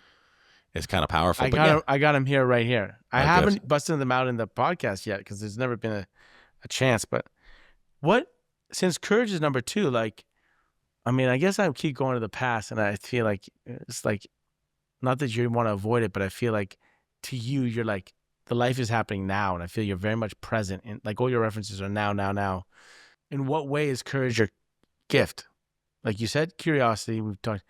Where does that factor in? So if you think about like a faculty meeting, a staff meeting for someone who's listening, it's not confidence that makes you ask the boss a question. It's courage. You have to have. You're either curious or courageous or both. Like I even said to the kids recently, I said, if you ask someone out on a date and you know they're going to say yes, that's not confidence. I just know she's going to say yes. Well, what does that prove though? Like, well, it might be confidence. It's certainly not courage. I'll say that. It's certainly not courage. Well, courage is only in the face of when there is fear. I mean, courage is the thing that helps you overcome fear. If there's no fear or you're not scared, then courage is not necessary. So asking Leslie out, that would have been a courageous move back in high school. I didn't have it, didn't do it, and probably should have because there was no social media, so you wouldn't have been recorded. You just ask her, she says no, go get a life, and you move on. Yeah. So I actually think that the simplest act of courage can be to raise your hand at a meeting. So you start there, and then I did that at an early age, and that was, to me, became what I would call low risk. For some people, though, people listening, that is high risk. It's hard for me to understand that. I have to admit, it is hard for me to understand it because it's not my life. But I've talked to colleagues about this, and they're like, what's low risk to you is not low risk to everyone. And I think that's important. That's empathy, and I'm always trying to build that. But so that's courage. And then where I could be better with courage would be to be like, this essay is due tomorrow. If you don't do it, you are failing. Thank you. Have a good night. With your students. Yeah. More rigorous. And I don't do it all the time. You know what? I want to give myself one out. When this conversation's over, I will be doing some thought about this. So thank you for that. The one out that I really give myself is this. If I don't really believe it, I cannot say it. I just can't tell a 14 to 17-year-old kid that you need to know how to do something when I don't believe you do. Like I think a 5-paragraph essay is fine. Well, shit. I mean, come on. Then, so what you've been teaching kids must have been shifting in 25 years because when you started, there wasn't the internet, there wasn't Google, and now there's Google. So you're like, do you have to memorize that? I mean, exactly. You must be saying different things then. I am. I very much am because something that Joey's studying right now is AP Human Geography. And the questions are so different than my class. Obviously, they're not English class questions, but like it's giving me pause to think about content versus skills. Like in general. Wait. Sorry. Content versus skills? Skills, yeah. So Okay. for example, he needs to know content. He needs to know what Haverstreet's law is. There was a guy, I'm not pronouncing his name correct. There's a law about population growth coined by someone named Haverstraw. Let's make an analogy I might know, like Occam's razor, right? Like, Yeah. like I know Occam's razor. I think it's the one that says like the simplest explanation is usually the best. I think, is that Occam's razor as you understand it? No. No, I don't know. not? No, I don't know. Oh, you don't know? Okay. No, I don't. So I have no that's idea. like a thing I know, right? In English class, you need to know a simile, you need to know a metaphor, you need to know a verb and a noun, and that's about it. I know that's a gross over exaggeration, but really it is. Like if I don't know who Geoffrey Chaucer is, I can find 5 people who will make fun of me, but it means nothing. Like I don't have to know who Geoffrey. I will fight it to my death. It would be nice. He might enrich my life. I don't have to know, but I do need to write a coherent sentence. I have to. I can't. I talked to someone today. She says the first screening is written communication on her job interviews. High level stuff. Like you can't write, you can't work here. It was amazing. How do they know they're not using ChatGPT and such? I didn't even have time to get to it, but that question did bubble to my head, right? Like I'm wondering if she thought she had a certain filter in her mind that but written was first. So maybe she doesn't know ChatGPT, but they're clever. They do it's well, and then boom, and they get past that, and then they get exposed on this round. So where I was going with that is like, it sounds so on the nose. A public speech in a class, it checks every single box of English language arts. You're thinking, you're communicating, you're speaking. You probably wrote something ahead of time. It's all of them. And it's in real time with real high stakes. If I'm criticizing myself, which I hope I've shown that I'm prone to do at times, I think like I do it too much because it's like, well, let's get back to the written. Let's get back to the, analysis. Let's get back to so I need to be balanced. But that's what I'm talking about with skill. Can you communicate well? You need to, but do you need to know when Shakespeare was born? Absolutely not. So Shakespeare, Chaucer, that's content. Skill is the ability to complete sentences or articulate an idea with words and communicate it and get it across to people. Yes. That's a skill. Wow. Like when I look at that in lieu of AI, I just think like the fundamental skill is like the prompt, the question, like the why, like the what's, like what are we doing with our energy and tools at our disposal, and what are we creating? How do you feel about the fact that Joey, your son, is funnier than you are? He is funny. I don't know. I'm if sorry that's to true. keep bringing him up, but I don't know if that's true. Really? I'm trying to think. Let's think. Oh, he crushed it. He's witty. He's funny that way, but he can't do impressions. I've never seen him do an impression. Okay. I've never really heard him tell like a straight up joke, but actually he's amazing on text. Some text jokes for sure. But yeah, I mean, I can live with it. I need to be just funny enough. Tell me, how do you find yourself developing your gift? Right? Like, what is your current challenge in developing your gift? Like, how are you working it? How are you developing it? How are you? Listen, I'm sure there's going to be someone that tells me I shouldn't even say this out loud, but that's the good stuff, right? So I'm reading a book right now. I'm not going to say the name of the book, but it inspired me that maybe that title of his book could be a book that I would write. It's called The 4 Conversations.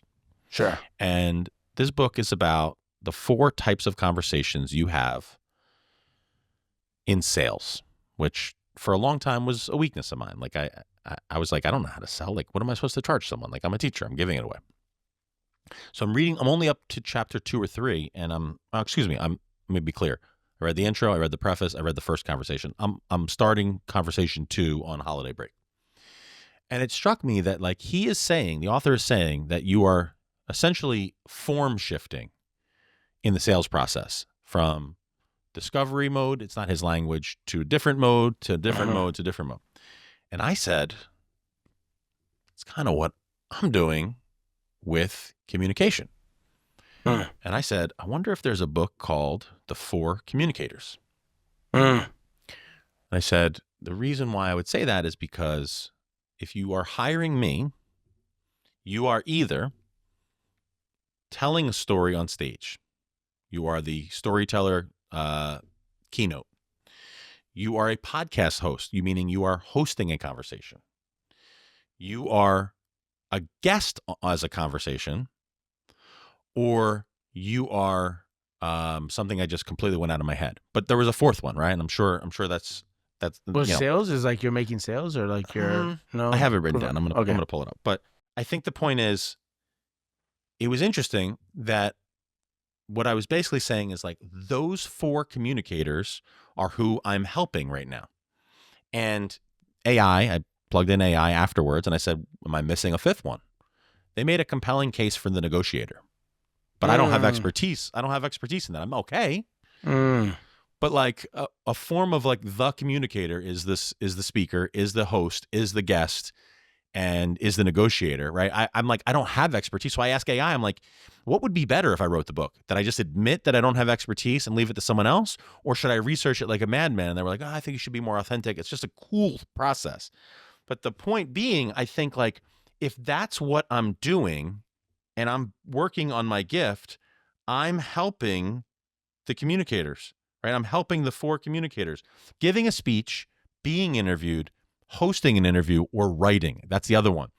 Like you can't ignore it when we already said it. So, and I said, maybe there's a 5th one, listening and supporting or amplifying. Like I want to amplify your work. I want to listen to you.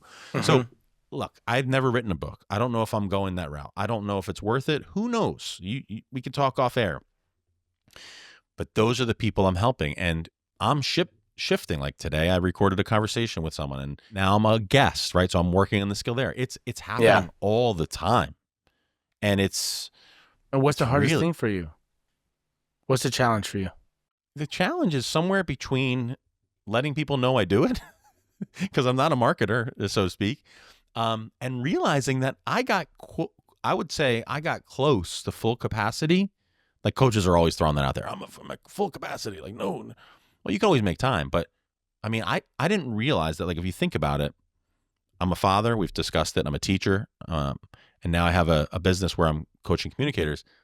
I kind of like thought like time was fake. Like I don't have that much time.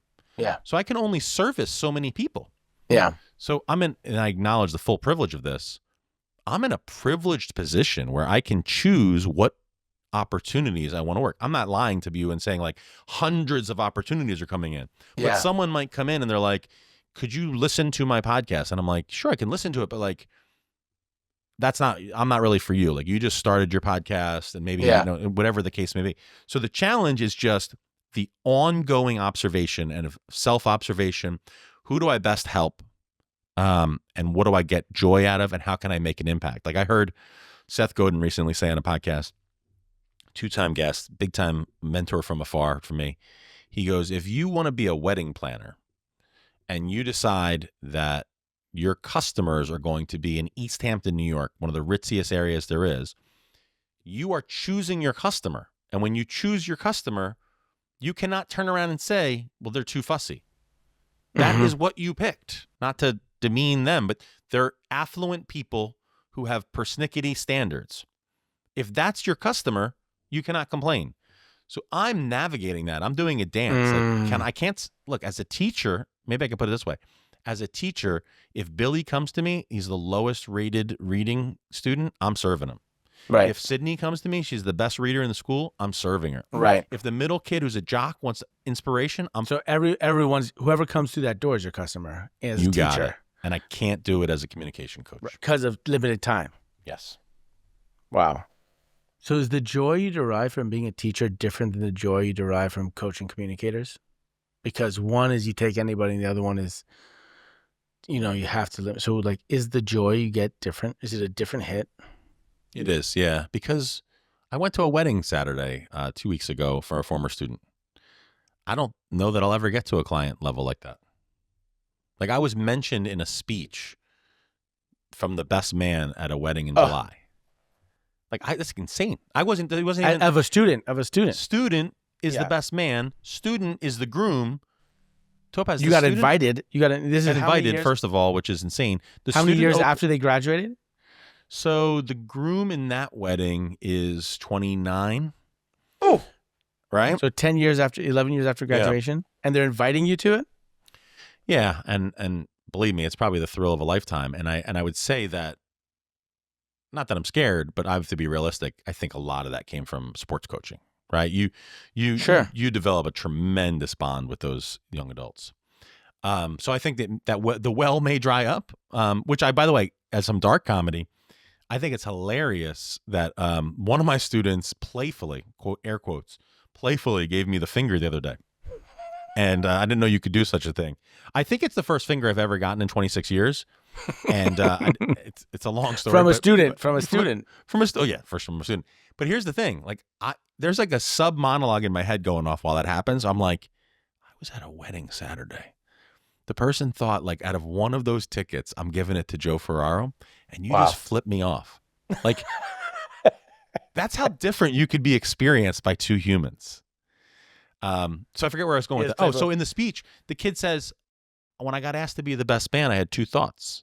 What an honor. He could have asked anyone, and I really should have taken Joe Ferraro's public speaking class. That's the opening line of the best man speech in a wedding in July. And I'm just like touched. Like, it's insane to hear that. But you also realize that what you said is the skill that ultimately is all they need for English literature is to stand up, to articulate emotion that they prepared for, and to voice it out in front of people. Amen. Wow. Let's keep going. Is that it? So, I mean, well, that's it. I mean, I can go any way you want, but the point is like, so the different kick you asked about. So yeah. So that's amazing. That's untouchable.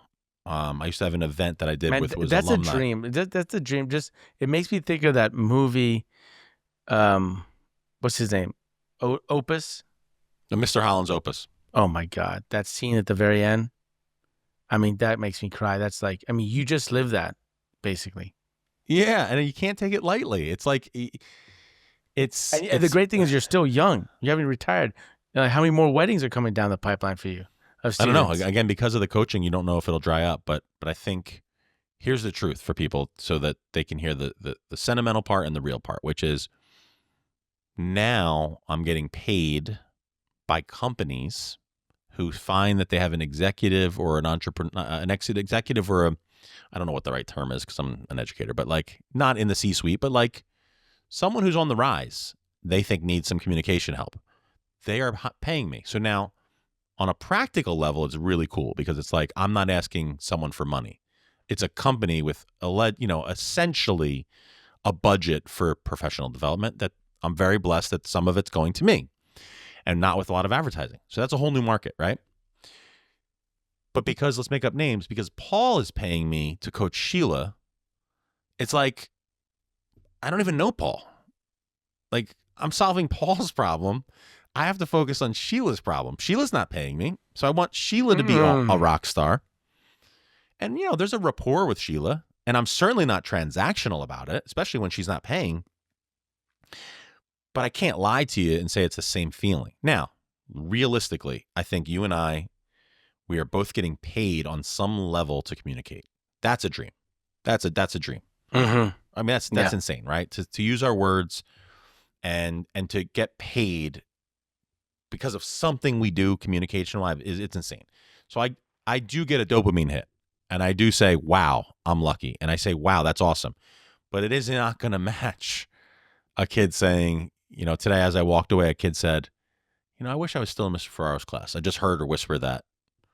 I just heard her whisper it because the kid was made a joke with me, and she said, I wish I was still in the class. You can't beat that. What keeps you up at night these days? Being a good parent, like you said, making sure they're prepared, making sure both children are prepared. I have some aging parents that's certainly, we're heading there for holidays. There's going to be some friction. There's going to be some frustration. There's going to have to be some patience exerted. I'll throw finances into the mix because although there's an incoming nice piece from two different places, I still like good meals. I still like traveling with my wife. And so I don't think there's ever a time where I'm going to say, wow, we got it all squared away. Like, it's all in the right place. I'm definitely investing enough. I definitely have enough in savings. So those are the three immediate buckets, right? Preparing the kids, aging fathers. Because here's the thing. I've been luckier. I don't want to compare myself to other people, but I think in the calculus of my life, I've had a lot of luck. And that has to swing. Just economically, it has to swing. I don't mean finances. I mean like just like decision making. Like I'm going to lose my parents at some point. I don't even want to think about it, but it's going to happen. Yeah. I'm going to lose my in-laws, knock on wood, right? Like, but like, it's just going to happen. And I haven't dealt with a lot of that. And that keeps me up thinking about that at some point. I had a friend who he had two fathers, like his father, then a stepfather. And I asked him once, I just told him in passing kind of, was like, if I ever lose my dad, I just don't know if I'm going to be able to handle it. And his response I found really beautiful and interesting. He just said, well, may you hope that they helped you prepare so that you could have a graceful transition in their transition. Yeah, that's beautiful. When we talk in 10 years, you plan on retiring or what? Yeah. Like, I mean, refiring. When is like retiring from refiring? It's funny. My wife just had this conversation. She's a teacher. She just had a conversation with the. She's also a teacher. Yeah. What does she teach? English, 7th and 8th grade. No, so really. Different school. Don't get crazy now. But have you had a teacher? Have you had a student that's gone from her 7th, 8th to you in 9th? No, totally different district. Totally different district. So no kids ever transferred in the history of 25 years. No. Was there one? If it was most one, but I don't think we had them both for sure. Okay. Because our schools are amazingly different demographically. Okay. But where I was going with that was she just had a state New York conversation, like a half hour on the phone with Albany. Like, when can I retire without penalty? When can I retire with penalty? What are my options? So she got that all laid out. Until about last year, I hadn't even thought about it. And it never even crossed my mind because, like, I'm in an interesting thing. You're supposed to be 55 years old and teach for 30 years. That's our New York State policy. So if you think about it, this is year 26. At the end of this year, I will be 47 years old, and I'm done 26 years. So in 4 years, I'm done 30 years, but I'll only be 51 years old. So I get to teach 4 more years unless there's an incentive. Now, by that point, I would like to think that things will be going well with consulting and coaching and speaking and podcasting, that I can make some choices. I can make some grown-up choices.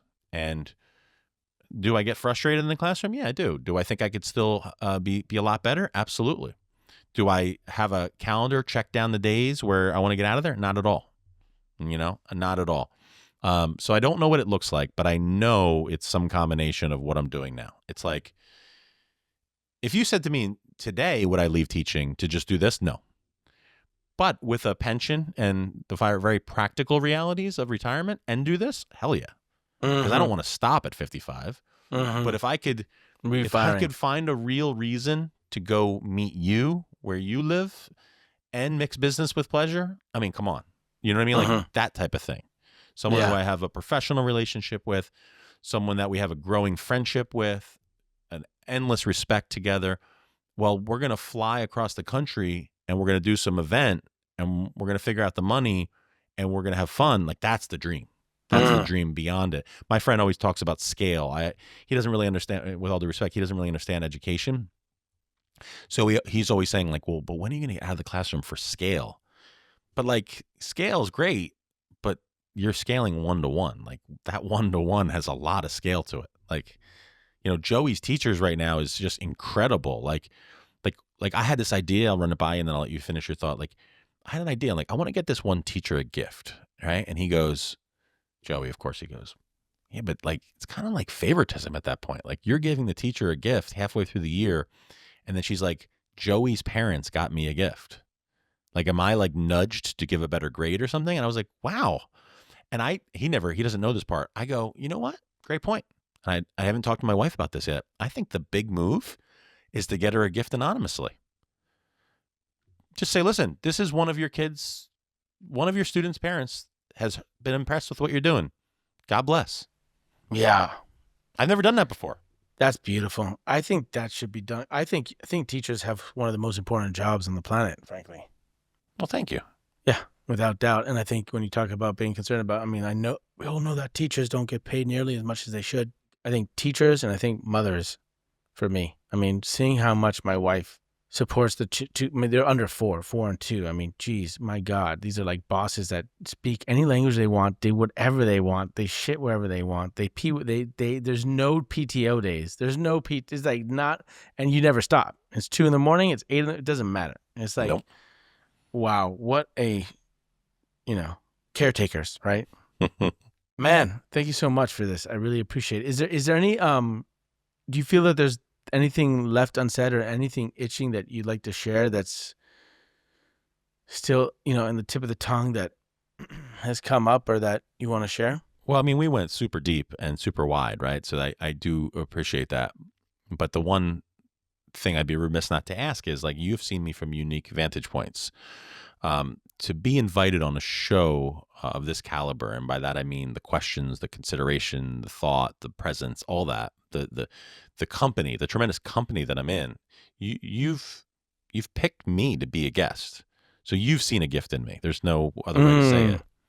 What would your encouragement be to me? And it can be the form of coaching, or it could be the form of just an invitation or a thought. I even like your language a lot that you've used repeatedly here tonight, like what comes up for me. So what comes up for you, Topaz, when I say, hey, I'm now, you're catching me at a beautiful time. I want to do better work in 2025, and I want to impact not necessarily more people, but I want to keep impacting people in 2025. What comes up to you that would help me continue to pull that throttle? Redefining money. And the reason is, what comes up for me is you give and you lead courageously, right? I mean, you do. I mean, the fact that that they're bringing you back 10 years later for a wedding, and the person is doing what, in sense, you train them to do. And his very first line is to acknowledge your class. 10, 11 years after, I mean, man, that's a mountaintop. And I think you went into the school because it didn't have to be such a transaction. I think money gets in the way. I think you saw I'm not sure how it connects to your dad, but obviously you saw your dad work his ass off on something he loved and had little time for his kids. Not just time, not to say he didn't have quality moments. And now you're like embarking in this new field where the thing that's blocking is some type of financial transaction, because the workplace is not transaction. Whoever comes through the door, you acknowledge. You're there. You're a giver. Boom, I got you. And here, it's a little different. And so I think so it comes down to, like, there's a line that you don't like, that you feel hesitant around pushing. And the line that you're hesitant around pushing your students to make it a little bit more arduous that they may fail may be somehow connected to the line where you have to somehow sell yourself to a client. And I don't know what it is, but that line might be one and the same line in some way, shape, or form. That's powerful. I would love, and I know we don't have unlimited time, I would love to figure out what the work around that would look like. I mean, I could tell you how I figured, like, how it worked for me. Because first 6 years of Skin Deep or something, I mean, I got depressed. I couldn't walk. I ended up getting back surgery. I mean, I was like a cripple. I mean, not crippled, but I was like Quasimodo, limped over, like walking in pain, because I carried all the financial weight on my shoulders because I had a bad relationship to money. I'm not saying you do at all. I'm just saying there's a line that, like, I didn't engage with it in a way that was like, and I realized I need to make a substitution. And the substitution I made was, I said, money's energy. So when I put energy into something and I put it out in the world and I get excess energy back, I need to get more energy back. And some people call that profit. But it's not profit. It's more energy. It's excess energy. Why? So it's sustainable. So I'm not getting depleted, because some kind of energy is going to, like, if I put all this effort out there and I don't get more money back, I'm going to hustle to try to find the money to make ends meet, which I did. And try to find how to pay my team. And then where's that energy coming from? Myself. That's why I got depressed. That's why my back couldn't walk. I wasn't exercising. I was out. As soon as I said, wait, it's energy. Oh, it's okay for me to get profit. Why? Because now it's sustainable. I get more energy, which means, guess what? I could put more of the stuff that I love and I think has value out in the world. That was huge for me. Another way would be like, it's okay to make money, dude. I'm not telling you that. I'm telling Topaz that. Topaz, it's okay for you to make money. Yeah. and I couldn't accept that. But when I said, no, it's okay to make more energy. It was like, oh yeah, I want to make more energy. Why? Because I want to give more of it away. Okay. So then substitution. So that was like the thing that helped me out, you know? I love that. That's super generous in our parting moments to share that with me, and may not be our last conversation about that, but I appreciate that, man. Thank you for putting me in a position to offer an answer to that beautiful question, dude. That's an honor. Yeah. You know, thank you. Thank you for opening yourself up in this conversation, also specifically at that end, to let me offer an answer to that question. My pleasure, man. Thank you for having me. Yeah, man.